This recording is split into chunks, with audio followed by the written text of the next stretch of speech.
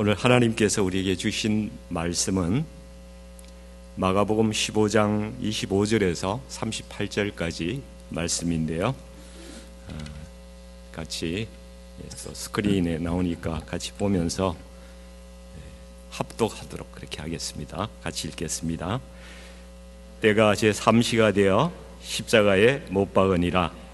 그 위에 있는 죄패에 유대인의 왕이라 썼고 강도 둘을 예수와 함께 십자가에 못 박으니 하나는 그의 우편에 하나는 좌편에 있더라. 29절 지나가는 자들은 자기 머리를 흔들며 예수를 모욕하여 이르되 아하 성전을 헐고 사흘에 짓는다는 자여 내가 너를 구원하여 십자가에서 내려오라 하고 그와 같이 대제사장들도 서기관들과 함께 희롱하며 서로 말하되 그가 남은 구원하였으되 자기는 구원할 수 없도다. 이스라엘의 왕 그리스도가 지금 십자가에서 내려와 우리가 보고 믿게 할지어다 하며 함께 십자가에 못 박힌 자들도 예수를 욕하더라. 제6시가 되매 온 땅에 어둠이 임하여 제9시까지 계속하더니 제9시에 예수께서 크게 소리 지르시되 엘리 엘리 라마 사박다니 하시니 이를 번역하면 나의 하나님 어찌하여 나를 버리셨나이까 하는 뜻이라. 곁에 있던 자 중 어떤 이들이 듣고 이르되 보라 엘리야를 부른다 하고 한 사람이 달려가서 해면에 신 포도주를 적시어 갈대에 깨어 마시게 하고 이르되 가만두라 엘리야가 와서 그를 내려주나 보자 하더라. 예수께서 큰 소리를 지르시고 숨지시니라. 이에 성소 휘장이 위로부터 아래까지 찢어져 둘이 되니라. 아멘. 오늘 이 말씀으로 3시간 어둠의 비밀이라는 제목으로 말씀을 좀 나누기를 원합니다. 오늘 주님께서 십자가를 지시고 죽으신 날입니다. 십자가 지실 때에 주님은 이 땅에서 모든 사람들에게 철저하게 버림을 받으셨다는 사실을 오늘 말씀을 통해서 우리가 볼 수가 있습니다. 먼저 27절 말씀을 이렇게 보시면은 예수님 좌우에 강도 둘을 이렇게 십자가에 못 박히게 됩니다. 근데 같이 십자가에 못 박혔으면은 동병상련으로라도 위로하고 이렇게 격려하고 해야 될 것인데 32절을 보니까 예수님을 보고 오히려 욕을 하고 있습니다. 강도들도 욕을 하고 있습니다. 그러나 우리가 잘 아시다시피 한 강도는 십자가 상에서 자신을 못 박은 자들을 향해서 주님께서 용서하시는 그 기도의 말씀을 들으시고 마음의 변화를 일으킵니다. 그래서 예수여 당신의 나라에 임하실 때에 나를 기억하소서 이렇게 주님의 나라를 사모하면서 회개하게 되죠. 그래서 그는 죽어서 낙원으로 갔습니다. 이 두 강도는 모든 사람이 다 죄를 범하였다는 사실과 또 죄의 삭선 사망이라는 그러한 사실을 우리에게 보여주고 있는 상징적인 그러한 것입니다. 이 땅에 모든 사람은 한 부류는 예수님의 우편의 강도이고 한 부류는 예수님의 좌편의 강도라는 사실입니다. 죄를 회개하고 예수님을 믿음으로써 구원받는 사람이 될 것인가 아니면 끝까지 회개하지 않고 결국 멸망당하는 그러한 사람이 될 것인가. 다 같이 죄인으로 죽을 운명에 있지만은 우리 인생에는 두 가지 선택지가 있다는 사실을 보여주는 거죠. 우리는 어느 편을 선택해야 하겠습니까? 29절을 보시면은 지나가는 자들이 있어요. 지나가는 자들이 자기 머리를 흔들면서 예수님을 모욕하고 있습니다. 예수님은 인류 구원을 위해서 어쩌면 역사상에서 가장 중요한 일을 지금 하고 계시고 그 고통 가운데 있을 때에 그냥 지나가는 사람들도 있더란 이야기입니다. 이 사람은 아무 관심이 없어요.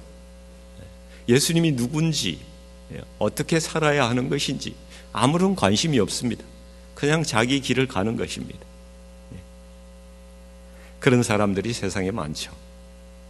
31절에 보면은 대제사장과 서기관들이 또한 예수님을 비웃고 조롱합니다.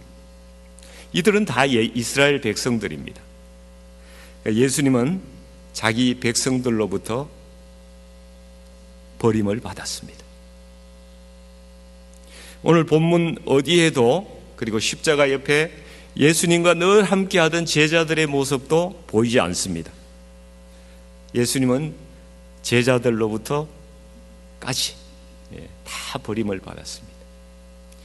그리고 세상 권세로 상징되는 로마의 법정에 예수님이 섰는데 빌라도는 예수님이 죄가 없다는 사실을 잘 알고 있었지만은 자기 권력을 위해서, 자기 신분의 안전을 위해서, 자기가 잘 살고 잘 먹고 잘 그렇게 지내기 위해서 예수님께 사형을 언도하면서 자기 양심도 버리고 예수님을 버렸습니다. 우리가 알아야 될 것은 이 버림 뒤에는 보이지 않지만은 이 사단 마귀가 움직이고 있다는 사실입니다. 사단 마귀는 예수님 주변에 있는 모든 사람들에게 악한 마음을 불어넣은 거예요. 가롯 유다에 있는 탐심, 그 탐심을 이용해서 예수님을 팔도록 충동을 했습니다. 그리고 이스라엘 종교 지도자들 안에 있는 그 시기심, 그 시기심을 타고 들어가서 예수를 죽이자고 그렇게 결정하게 만들었다는 것입니다. 빌라도 안에 있는 세상의 권력에 대한 그 욕망, 이 땅의 안전, 이 땅에서 잘 살고자 하는 그러한 마음을 타고 들어가서 예수님이 죄가 없으신 줄 알면서도 사형 선고를 내리게 했다는 것입니다. 항상 사단 마귀는 우리 마음속에 있는 죄악된 마음을 타고 들어오는 것입니다. 그래서 우리에게 생각을 불어넣고 그것을 행하게 하는 것은 마귀라는 거예요. 우리가 행하게 하는 거예요. 마귀는 생각만 넣어주는 거예요. 그래서 마귀는 거기에 대해서 책임을 지지 않는 것입니다. 결국 그 행위에 대한 책임은 우리가 져야 되는 거예요. 우리가 죄악된 생각을 할 때에 마귀가 그 생각을 타고 들어옵니다. 그래서 관계를 파괴하고 갈등을 부추기고 심화시키죠. 부정적인 생각을 갖게 합니다. 그리고 비판적인 마음을 갖게 하죠. 때때로 스스로를 파멸시키는 그러한 일들도 한다는 것입니다. 가롯 유다는 그 마귀의 그 속임수에 속아서 자살하고 마는 겁니다. 스스로를 파멸시키는 것입니다. 이것이 사단이 우리를 넘어뜨리는 방법이라는 것입니다. 사단은 이 땅의 죄의 왕국의 주인이에요. 인간의 죄악이 그 사단의 왕국을 유지시켜주는 그러한 근원적인 힘이 되는 겁니다. 사단은 사람들의 죄악된 마음을 이용해서 예수님을 십자가에 못 박게 하는 데까지 성공하는 거죠. 어제도 우리 담임 목사님이 언급한 말씀인데요. 신명기 21장 23절에 이렇게 되어 있어요. 나무에 달린 자는 하나님께 저주를 받았음이니라.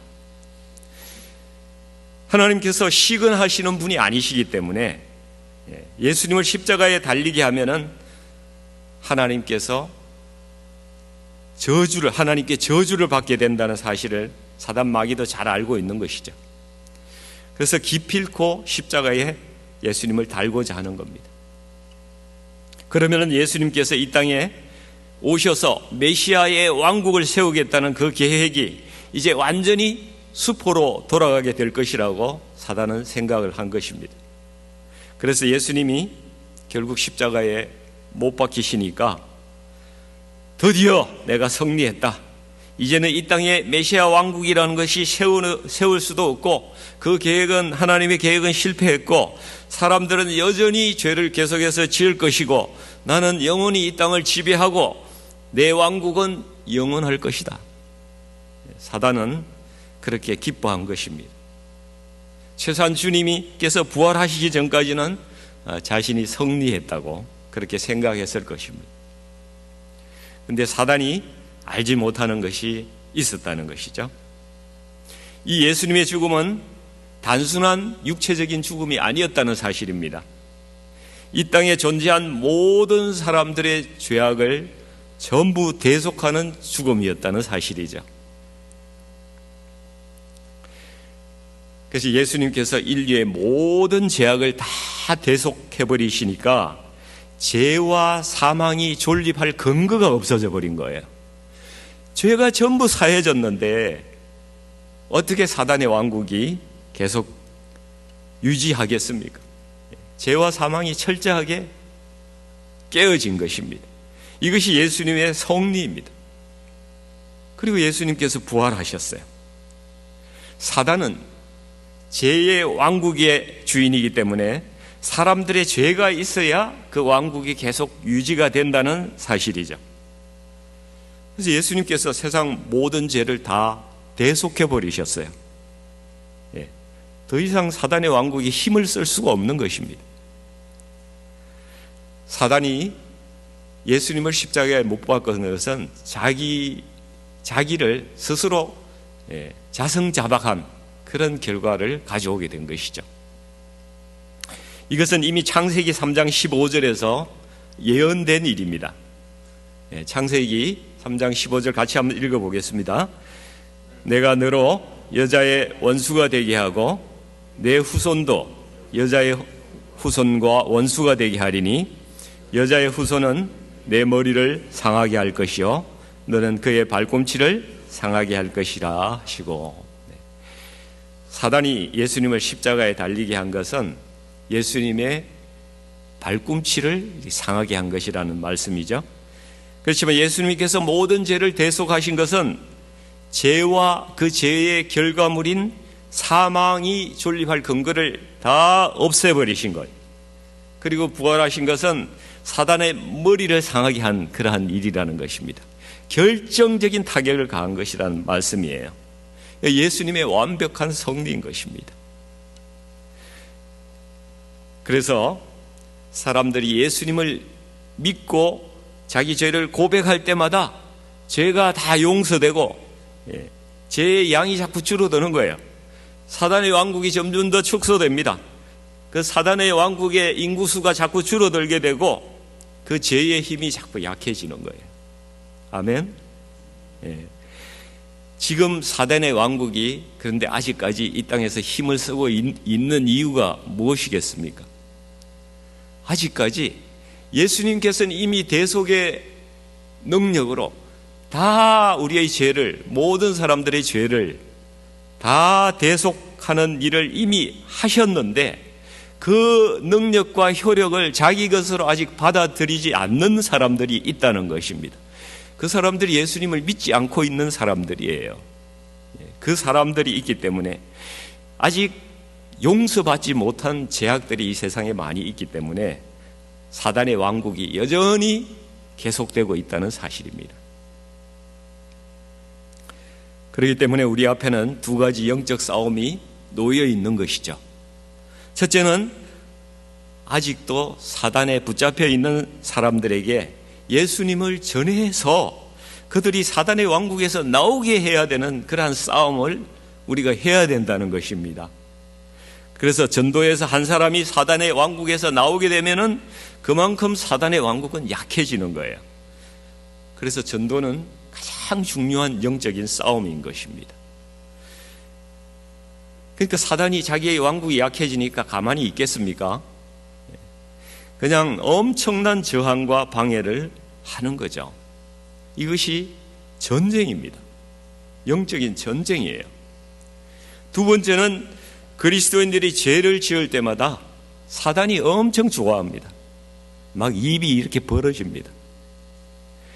왜냐하면 그것은 쓰러져가는 자기의 사단의 왕국에 기름을 넣어주는 일이거든요. 휘발유를 넣어주는 거예요. 자기의 왕국이 계속 가동하게 하는 그런 것입니다. 사실 그리스도인들은 성령께서 내주하시기 때문에 사단이 함부로 건드리지 않아요. 건드리지 못합니다.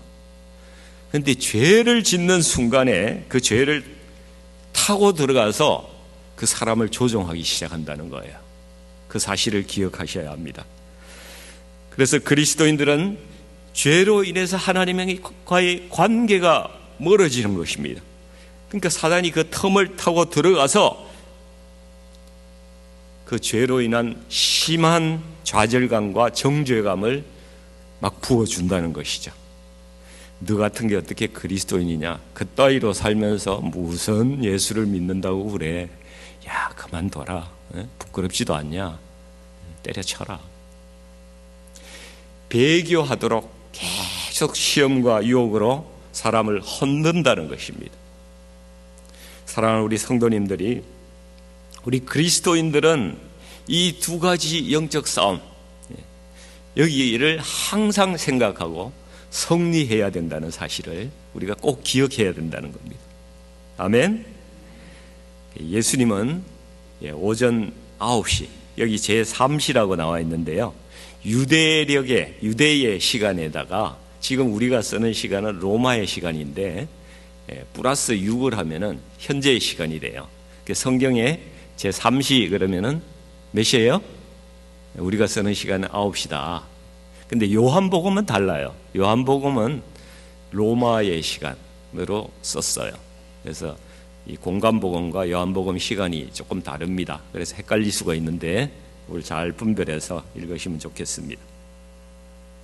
예수님은 우리 시간으로 오전 9시에 십자가에 달리셨어요. 그리고 오전 12시, 그 3시간 후에 온 땅에 어둠이 임하였다고 33절에 보면은 말씀하고 있습니다. 그리고 3시간 동안 유대 전역에 이러한 어둠이 계속되고 있었습니다. 이 어둠의 의미가 무엇이겠습니까? 이것은 죄에 대한 하나님의 공의의 심판을 말씀하고 있는 것입니다. 다시 말하면 하나님의 진노를 말씀하시는 거예요. 우리는 하나님께서 얼마나 죄를 증오하시는지, 얼마나 죄를 미워하시는지, 그리고 죄에 대해서 얼마나 철저하게 심판을 하시는지 정확히 잘 모르고 살아간다는 사실이죠. 그러니까 죄를 짓는 것을 별로 두려워하지 않고 그냥 그렇게들 죄 짓고 살아가는 것입니다. 우리가 살면서 많은 죄를 짓죠. 잘못을 합니다. 그것으로 인해서 우리는 다른 사람과의 관계가 파괴되고 그것으로 인해서 우리가 많이 고통스럽지 않습니까? 그렇듯이 우리가 하나님의 뜻에 맞지 않게 행하는 모든 생각과 그 행동은 죄라고 할 수가 있는 것이죠. 그리고 그 죄악은 하나님과의 관계를 파괴한다는 거예요. 하나님과의 관계가 멀어지게 한다는 거예요. 하나님께서 하나님의 말씀을 듣지 못한 사람들, 이전에 살던 사람, 이방인으로 살던 사람, 이런 사람 포함해서 그런 사람들은 다 양심을 주어서 양심으로 죄를 알게 하세요. 그렇게 하셨어요. 그래서 이 세상에 살던 모든 사람들은 자기가 지은 죄를 짓지 않았다고 부인하지 못해요. 다 심판받을 근거가 있는 것입니다. 그런데 하나님의 말씀을 들은 사람들은 그 양심에다가 하나님의 말씀을 또 얹어서 더 주시니까 죄에 대한 그 인지, 죄에 대한 인지 그 감수성이 훨씬 높아지게 되어 있는 것입니다. 그러니까 죄를 더 분별하고 더 이것이 죄냐 아니냐를 더 정확하게 알 수 있게끔 하셨다는 것입니다.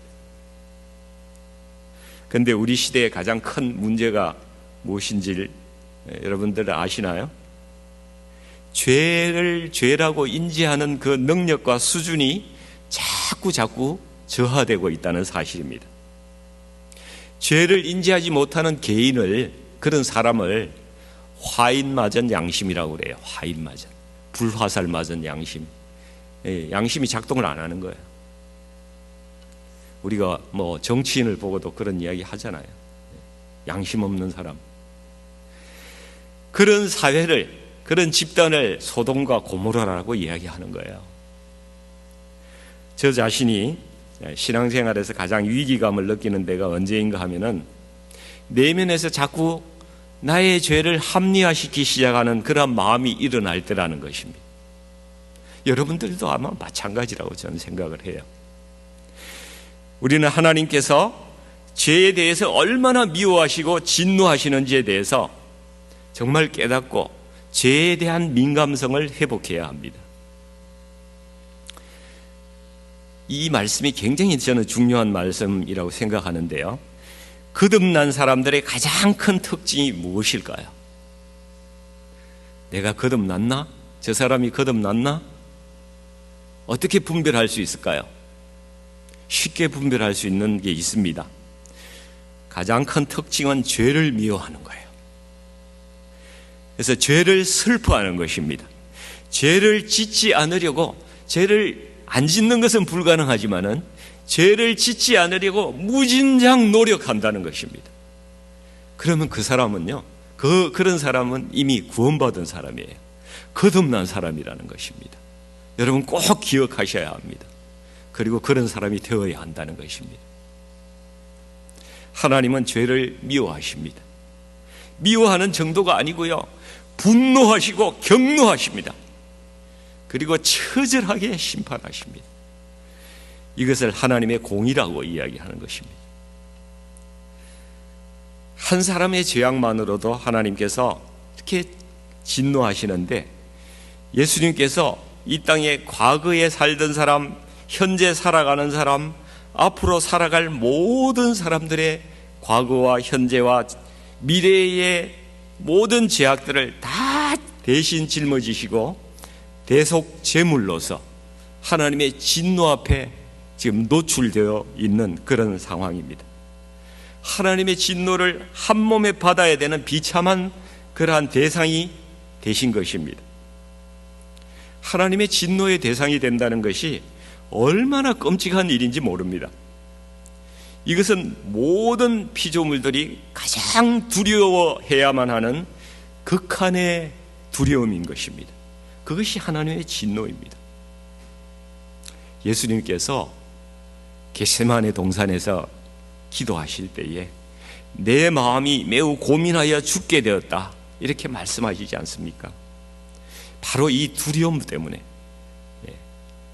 하나님의 그 극한의 그 죄에 대한 분노, 그것을 아시기 때문에 그 두려움이 있었던 거예요.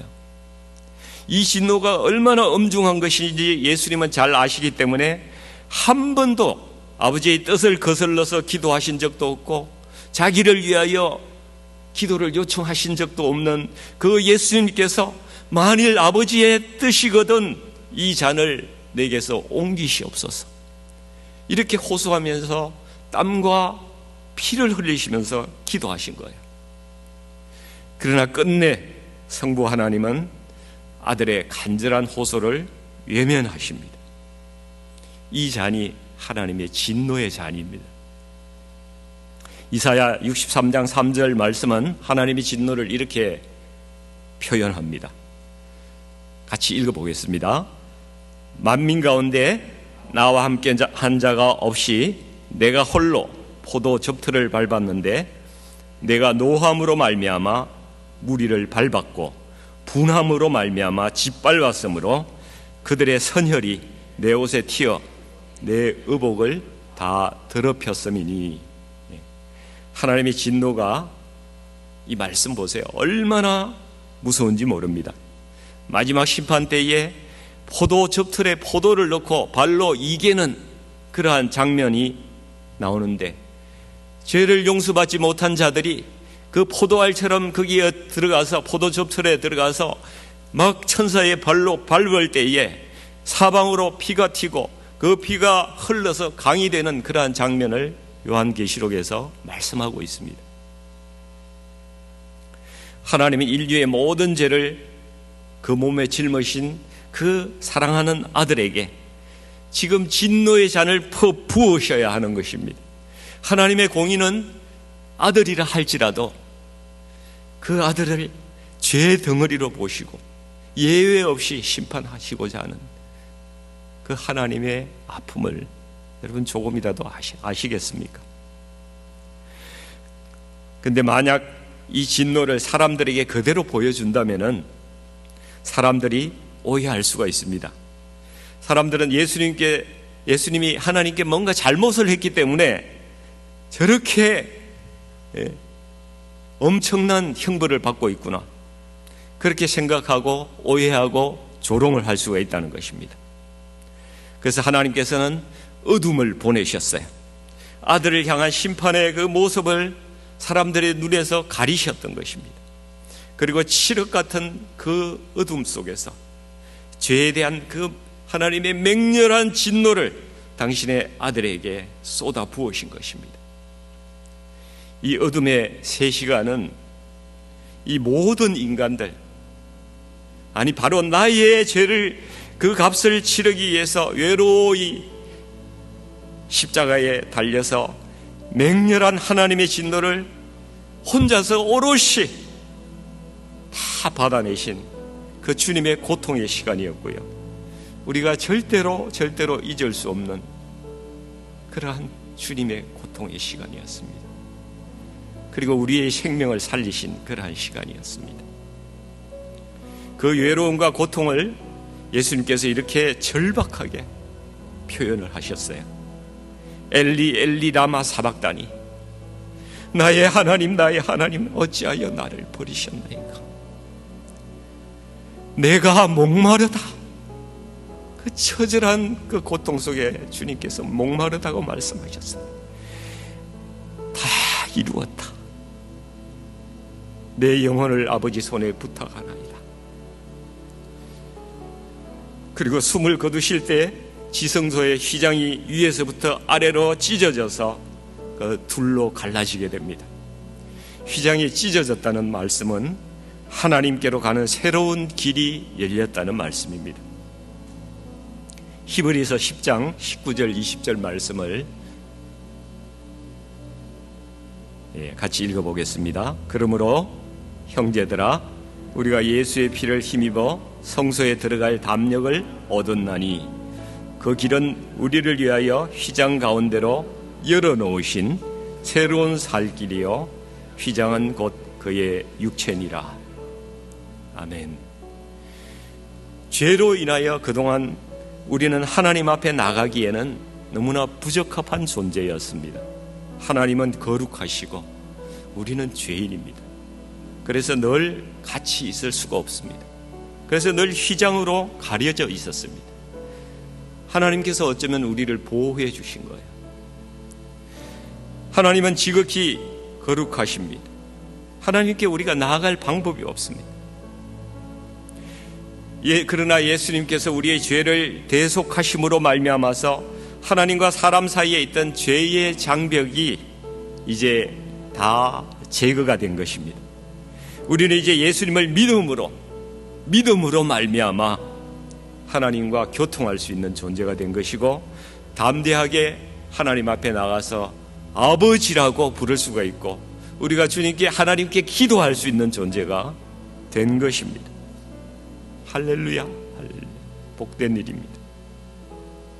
이것이 예수 그리스도께서 성금요일에 이루신 일입니다. 오늘 성금요일 저녁에 전부 오십시오. 그리고 우리를 위해서 죽으신 예수님을 기념하는 그런 예배를 같이 드릴 텐데, 우리가 함께 모여서 예수님 감사합니다, 예수님 사랑합니다, 그 고백을 같이 드리기를 원합니다. 이 고백을 우리 같이 커뮤니언 하면서 주님께 올려드리고 우리 마음을 정말 주님께 드리는 그런 시간 갖기를 원하면서 주님의 이름으로 여러분을 축복합니다. 같이 기도하겠습니다. 예수님 감사합니다. 그리고 사랑합니다. 만유의 창조주 되신 주님께서 어떻게 벌레 같은 날 위해서 그렇게 십자가 지시다. 그 은혜 어떻게 다 저희가 갚을 수 있었겠습니까? 내가 감당해야 될 진노의 잔을 주님께서 받으신 것 너무나 죄송하고 또 감사합니다. 주님 십자가가 얼마나 고통스러우셨습니까? 이제 그 십자가 저도 지고 주님 따라가기를 원합니다. 이 마지막 시대에 저희들 죄를 두려워하지 않는 그러한 사회에 살고 있습니다. 저희도 죄를 인지하는 그러한 능력이, 그러한 수준이 너무나 떨어지고 주님의 마음에 너무나 멀어져 있는 저희를 보게 됩니다. 주님, 저희를 깨우쳐 주시옵소서. 불쌍히 여겨주시고 죄에 대해서 더 민감한 백성으로, 주님께 구원받은 백성으로 살아가게 하여 주시옵소서.